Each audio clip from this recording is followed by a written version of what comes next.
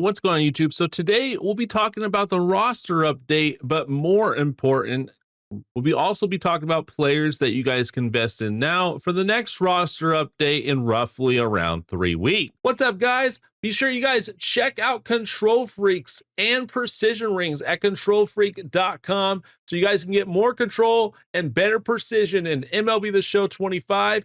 And if you guys use code BLOOD at checkout, you get an additional 12% off.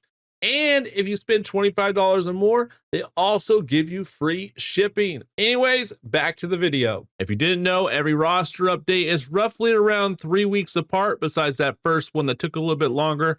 And that's why we got a bigger size roster update with a lot of new golds and a lot of new diamonds. Now, we'll briefly go over some new overalls, but mainly we're going to be talking about some guys that we could probably invest in right now. I do want to mention my spreadsheet right here. So my spreadsheet, I update live as I invest. So I will probably be erasing all of these names soon and adding new names in for the next roster update. But this is going to tell you what cards I'm invested in, when I bought them, how much I bought them for, and when I sold them.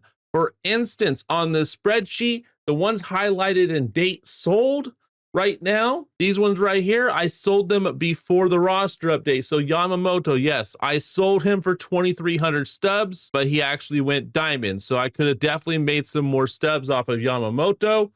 But we sold Alex Bregman on April 18th for 1,400 stubs. I think he did go to an 84 though, so we could have made some more stubs off of him. But Jackson Chourio we sold on 4/18 for 1,800 stubs. So we definitely paid off right there by selling him early. So sometimes it's better to sell early, sometimes it's not. It's either risk it for the biscuit or take your profit as is. Sometimes it's better to just take your profit.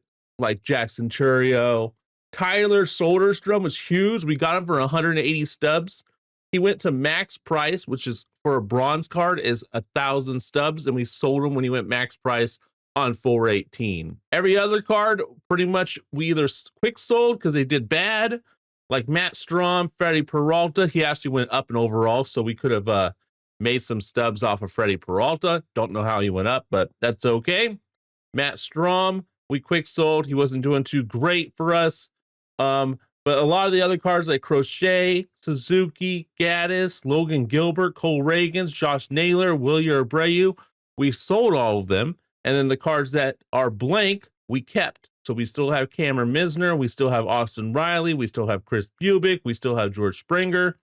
And then if you scroll down a little bit, it shows that we profited 572,000 stubs in the roster update. So that is a pretty good roster update nonetheless. And we still have a bunch of cards that we are still invested in longer term. All right, so for the roster update, Aaron Judge +2, Tatis +4, and their prices skyrocketed. Mason Miller +3, Lindor +1, Paul Skeens +2, Logan Gilbert +2, and here comes the big boys. Picro Armstrong goes to an 86 +4 to a diamond. Stephen Kwan +3 to an 86, he goes diamond. Corbin Carroll +3 to an 86, he goes diamond. Wyatt Langford goes diamond +3. Jacob deGrom goes diamond +3 or +1. Yamamoto +3 goes diamond. Garrett Crochet +2 goes diamond. Pete Alonso, what a contact boost they gave him, and some vision and discipline that gets him to go diamond +4. And that was all of our diamonds. Josh Hader +3. Logan Webb just a +1. Alex Bregman +3. Jeff Hoffman +2. Joe Ryan +2. Teo +2. Powell +2, Hunter Green +4, and you guys can go through the roster update yourself and see kind of like the rest of the updates. I'll scroll through them right here so you can pause the video just until we get to around the golds, and then we're going to be moving on to see if what cards can possibly we can reinvest in right now that we may like. Pitcher flips are always good because if a pitcher does really well, then chances are they will go up in price. So if you know a card that is about to start, you might want to pick up that card, especially if they're at quick sell value. So we're going to go filter this. We'll go just 84s. I don't really want to look at the diamonds here. 84 live series. So Teoscar Yemi, 1,500 for Yimmy. He's quick sell value right now. And you want cards that have room for improvement. So if Yimmy could like limit walks, maybe get more strikeouts, but he still cannot allow hits because his hits are very, very high and his pitching clutch is very high. So he cannot allow hits with runners in scoring position or hits in general because we don't want those to get downgraded. We want strikeouts and walks to go up. So that's kind of what you're looking at for him. Logan Webb and Alex Bregman. Bregman could go diamond. So he's not a bad investment, but if he doesn't go diamond, then he might go back down to quick sell. Or if he does bad, he might go down to quick sell. So, and he's got really high stats versus righties. So you really need to see him shine against lefties or maybe get like a clutch boost and stuff like that. Spencer Strider could be a good investment. Britton Doyle is quick sell right now. Like these are all cards that you might want to invest in. They're quick sell. They're low risk, zero risk. Matt Chapman, Bryson Stott. Shurio's quick sell right now, but I mean, he does have a lot of room for improvement, right? So like, that's what I like about him. He's got solid defense, but he only has bronze hitting. So if he gets hot, look for him. Bryce Terang, same thing. When he starts hitting for power, you can see him go up. Tommy Edman, I mean, yeah, he just got upgraded, but still versus righties. If he can hit very good against righties, you can see him go up. Guys like Kirby Yates, I mean, he just got upgraded, but obviously if he limits walks, he could also go up. Hunter Brown's an interesting one. He just pitched, so his price went down a little bit. It's not quick sell. It's not even nowhere near quick sell.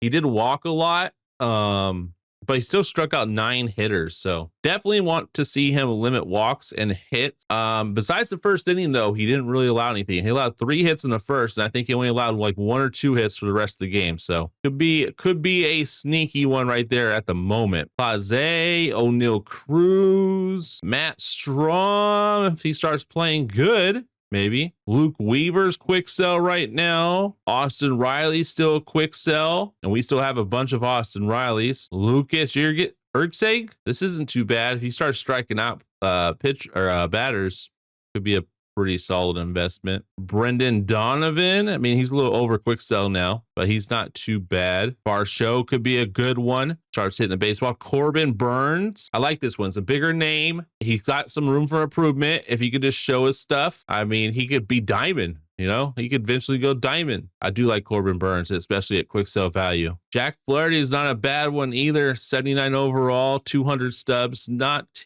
terrible by any means. Carlos Santana got gold last year, so he could go up there. I still like George Springer going gold this year. Luzardo, but his price is too high. Lawrence Butler's price is kind of too high, but not a whole lot that I like, but maybe there's ones that you like more that you guys saw when I was scrolling through that you guys like as well. But there's still some guys. Anyone at quick sell, it could be a possible investment. And that's what I'm trying to show you guys, especially after the roster update.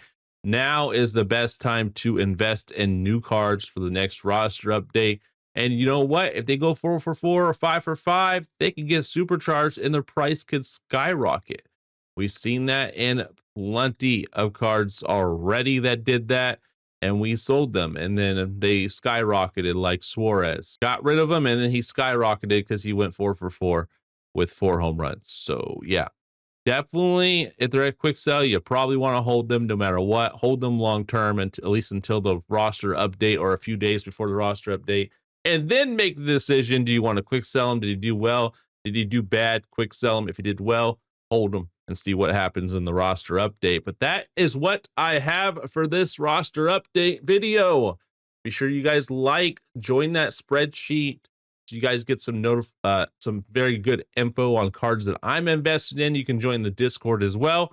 And be sure to like, subscribe, and turn notifications on so you guys get notified when each video goes live. Leave a comment down below who you guys are invested in so far for the next roster update. And I'll see you guys next time.